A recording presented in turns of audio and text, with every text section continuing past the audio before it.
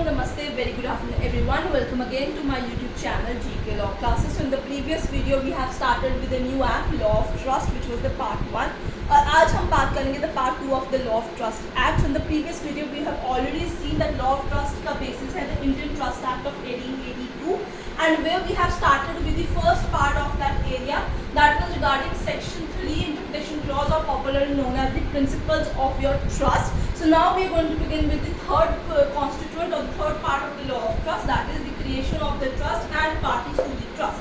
So student जिन्होंने अभी तक पार्ट 1 को चेकआउट नहीं किया, फटाफट से जाके पार्ट 1 को चेकआउट कर सकते हैं. अगर वो पसंद आए, आज की वीडियो पसंद आए तो लाइक शेयर डेफिनेटली कीजिएगा.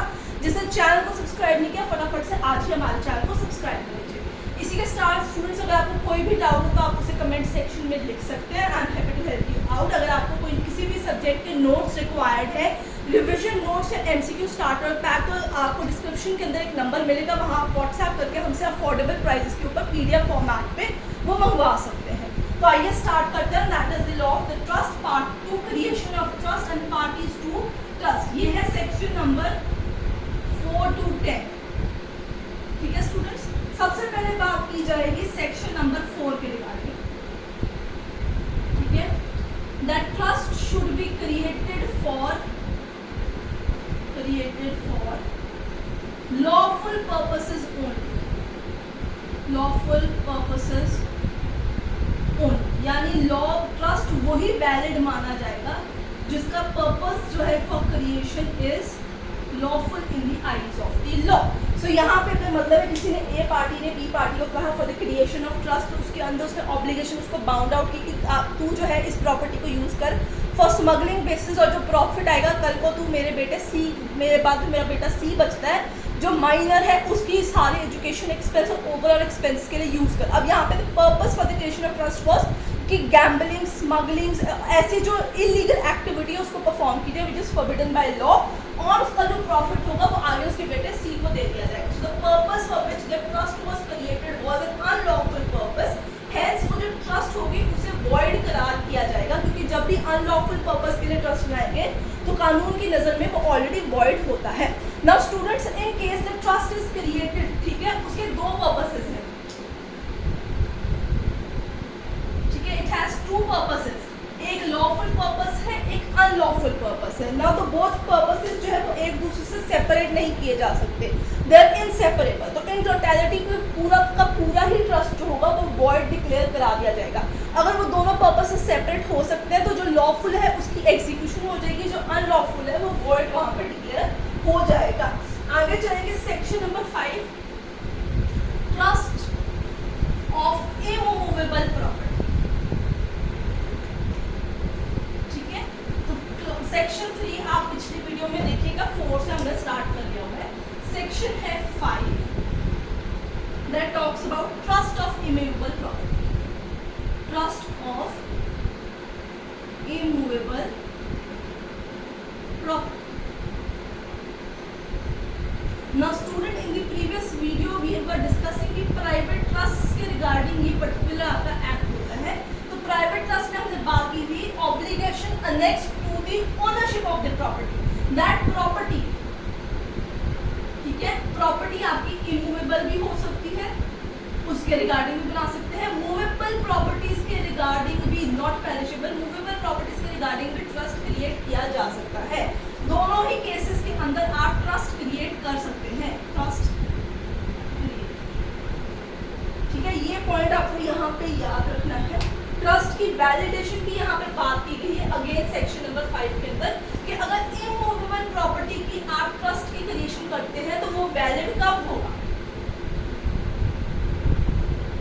वैलिड में, right student?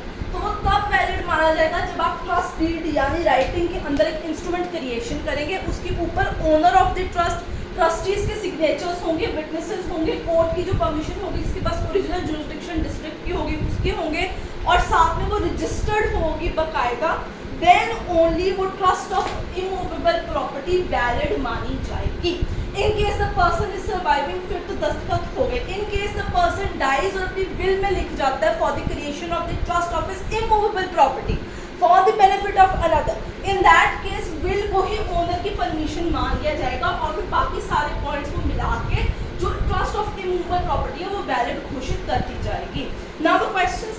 regard to the validity of movable property trust created. तो movable property का trust जो create किया जाएगा उसकी validity कब मानी जाएगी? Of movable property. तो कब उस trust को जो है basically valid माना जाएगा? Upon, ठीक है, transfer of ownership of property. Transfer किसमें हो जाएगा? वो ट्रस्टीज को ट्रांसफर हो जाएगी प्रॉपर्टी, ठीक है, as trust, as not their private property but as an trust उनके पास वो चीज़ आ जाएगी मूवेबल प्रॉपर्टी। तो हम मानेंगे कि उसकी जो ट्रांसफर है, ट्रस्ट क्रिएशन है, वो वैलिड हो जाएगी। नेक्स्ट आ गया सेक्शन 6, जिसके बारे में बेसिकली बात करी जा रही थी, the creation of the trust, ठीक है। उसके अंदर कुछ पॉइंट्स हैं। ये एक्ट बहुत बड़ा नहीं है, छोटा सा सिंपल सा एक्ट है, बस इसमें कुछ पॉइंट्स है, सेक्शन नंबर्स, नाम और पॉइंट्स ही आपको याद करने हैं। इसमें एज सच कुछ भी डिफिकल्ट नहीं है। सेक्शन है 6, क्रिएशन ऑफ ट्रस्ट, ठीक है। तो कैसे क्रिएशन ऑफ ट्रस्ट होगा? सबसे पहले पॉइंट होना चाहिए intention to create by whom। First point to keep in mind while creating a trust, क्या क्या पॉइंट्स कोर्ट भी देखेंगे कि सबसे पहले इंटेंशन टू क्रिएट होना चाहिए, ठीक है। ओनर की एक इंटेंशन होनी चाहिए कि वो ट्रस्ट बनाना चाहता है। Number 2, the purpose of the trust, जो पर्पस ऑफ द ट्रस्ट है वो लॉफुल होना चाहिए, फॉरबिडन बाय लॉ नहीं होना चाहिए, किसी भी तरीके से अनलॉफुल नहीं होना चाहिए। तीसरा, देयर एग्जिस्ट अ बेनिफिशियरी, जिसके लिए वो पर्टिकुलर जो ट्रस्ट है वो क्रिएट किया जाएगा, ठीक है। And last thing, the subject matter of the trust और the trust property should exist either immovable or movable. अगर ये चारों चीजें वहां होंगी then only trust could be created, ठीक है, क्योंकि ओनर के पास जो है राइट है कि वो जीते जी भी बना सकता है, मरने के बाद वाया विल भी वो एक जो है ट्रस्ट जो है उसको क्रिएट कर सकता है। Now the questions come again, very important sections, मैं यहाँ लिख दूंगी इंपॉर्टेंट सेक्शंस। 6 भी इंपॉर्टेंट है आपका, ठीक है,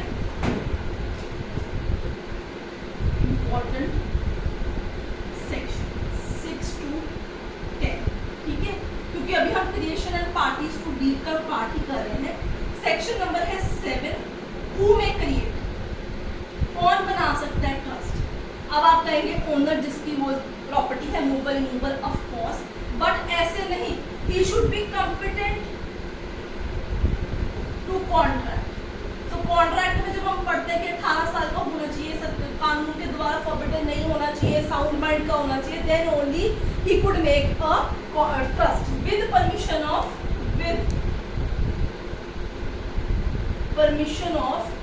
क्योंकि रजिस्टर होने से पहले कोर्ट से मंजूरी आया था कि लॉफुल पर्पस है कि नहीं है, कि वॉइड तो नहीं है।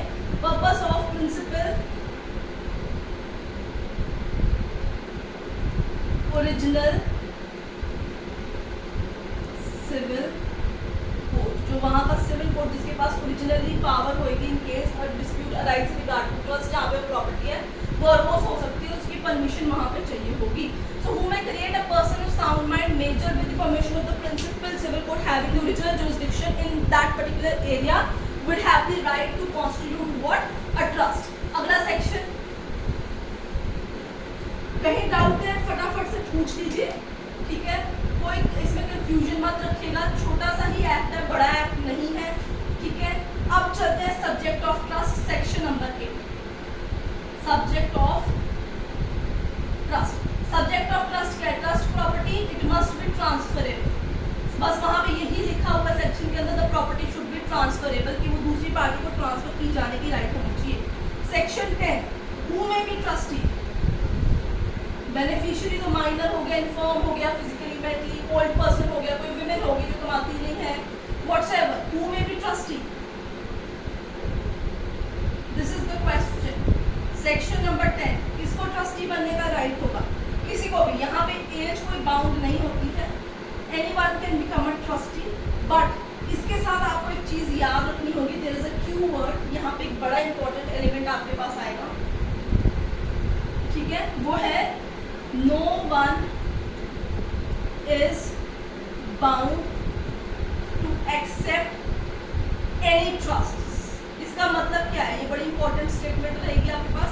What does this statement means? This statement means कि जब भी ट्रस्ट की क्रिएशन होगी, किसी को ट्रस्टी बनाया जाएगा, तो that trustee is not bound to accept the trust created by the owner. कल वो ओनर ने उसे बना दिया तो वो क्या ट्रस्टी बनना चाहता है कि नहीं बनना चाहता, ये उसकी मर्जी, आप उसे फोर्स नहीं कर सकते, उसका वॉलंटरी डिसीजन होगा कि उसे ट्रस्टी बनना है कि नहीं बनना। In case he does not accept your offer, आपको दूसरा लेना होगा, आप फोर्सफुली किसी पे जिम्मेदारी थोप नहीं सकते। ड्यूटीज ऑफ ट्रस्टीज बड़ा इंपॉर्टेंट पॉइंट है, इसमें सिर्फ ड्यूटीज ही मैं आपको बताऊंगी, फटाफट से देख लीजिए। सेक्शन नंबर है 11 to 19, उसी सीरीज में मैं आपको ड्यूटीज जो है यहाँ पे लिख के दिखाऊंगी। सो टर्म वेस्ट 11, 12, 13, 14 इसी तरीके से आपकी ड्यूटीज ऑफ ट्रस्टीज रहेगी। ड्यूटीज ऑफ ट्रस्टीज सेक्शन है 11 से 19, बड़ा ही इंपॉर्टेंट है। प्लीज मैं जिस सीरीज में लिखूंगी वही 11, 12, 13, 14 इसी सीरीज में सेक्शन में भी लिखा गया है। टू एग्जीक्यूट ट्रस्ट, फर्स्ट है एग्जीक्यूट ट्रस्ट। पहला काम कि जिस पर्पस के लिए उसे बनाया गया उसे फुलफिल करना होगा ऑब्लिगेशंस को। टू इन्फॉर्म हिमसेल्फ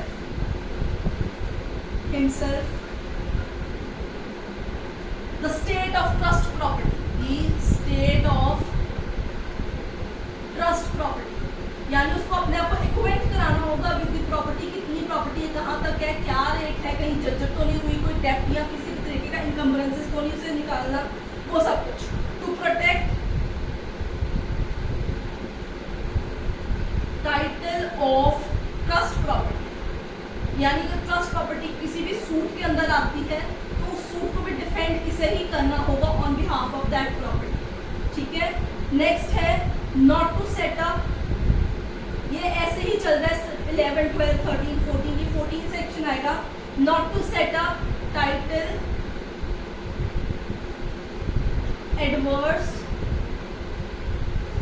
ठीक है, टू बेनिफिशियरी, क्योंकि बेनिफिशियरी का ही राइट होगा आफ्टर रिटर्न्स मेजर या whatever the rule has been made by the owner of that property, तब उसे वो प्रॉपर्टी दे दी जाएगी, ट्रस्ट खत्म हो जाएगा तो उसका राइट होगा। आप उसके अगेंस्ट एक एडवर्स राइट नहीं क्रिएट कर सकते upon the ownership of the property as you are being the trustee only. So अगला सेक्शन है 15, जो ड्यूटी अगली है केयर रिक्वायर्ड, सारी प्रॉपर्टी की देखभाल करनी होगी, उसे जर्जर नहीं होने देना किसी भी तरीके से। REQD मीन्स रिक्वायर्ड, उसकी प्रॉपर मेंटेनेंस होनी जरूरी है। अगर पेरिशेबल गुड्स है तो फटाफट से उसे बेच देना भी इसी की जिम्मेदारी रहेगी। कन्वर्जन ऑफ पेरिशेबल प्रॉपर्टीज, आगे अगला point, conversion of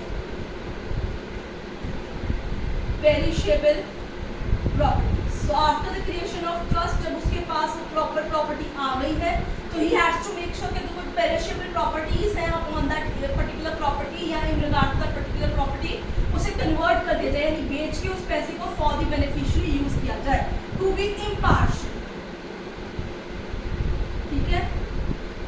next it is his duty, अगर 2-3 बेनिफिशियरीज हैं तो किसी एक का फेवरेटाइज नहीं करना, सबको इक्वलेंट बेनिफिट मिलना चाहिए। To prevent waste, to prevent waste, ठीक है। मेक श्योर किसी भी तरीके की डिस्ट्रक्शन ना वो खुद करे ना किसी को उस प्रॉपर्टी पे करने रखे। और लास्ट है section 19, duties of trustees, maintenance of proper accounts and information, हर तरीके की इंफॉर्मेशन, अकाउंट्स, प्रॉपर ऑडिटिंग, हर चीज जो जो रिक्वायर्ड है वो प्रॉपर्टी के रिगार्ड से बना के रखे, क्या लिया बेचा है, कैसे पैसे लगाए हैं, हर चीज की मेंटेनेंस यहाँ पे जरूरी है। Now students, before we bind up today's act regarding the law of trust, मैं आपको कुछ सेक्शंस के नाम और बता रही हूँ, उसके सिर्फ आपको सेक्शन नंबर और नाम पता होने जरूरी है, क्योंकि वैसे तो इस पर्टिकुलर PFRDA के अंदर उसका पार्ट में भी लिखा, बट अदरवाइज जब हम लॉ ऑफ ट्रस्ट करते हैं तो उसके सेक्शन नंबर्स हमें एटलीस्ट पता होने जरूरी है। सबसे पहले आएगा survival of trust, survival of trust कि वो कब तक कंटिन्यू रहेगा, सेक्शन नंबर 76, ठीक है। नेक्स्ट एक्सटेंशन ऑफ ट्रस्ट, कब वो एक्सटिंग्विश हो जाएगी ट्रस्ट।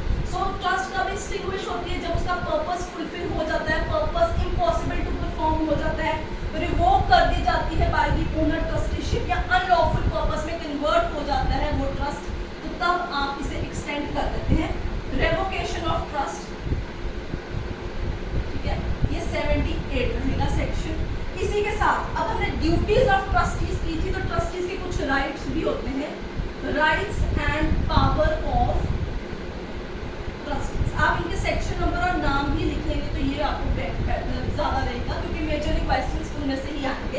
ये है राइट से section number 31 to 45। So students आप इनको पेन डाउन कर लीजिए। This is all about the law of trust, जो आपको पार्ट 2 में हमने पूरा कवर कर दिया है। तीनों कंपोनेंट्स हो गए हैं। पार्ट 1 नहीं चेकआउट किया तो वो भी कीजिए, वो भी इंपॉर्टेंट है। आज की वीडियो पार्ट 1 की वीडियो पसंद आए तो लाइक शेयर कीजिएगा।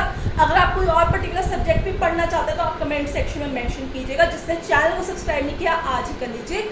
We'll see you next.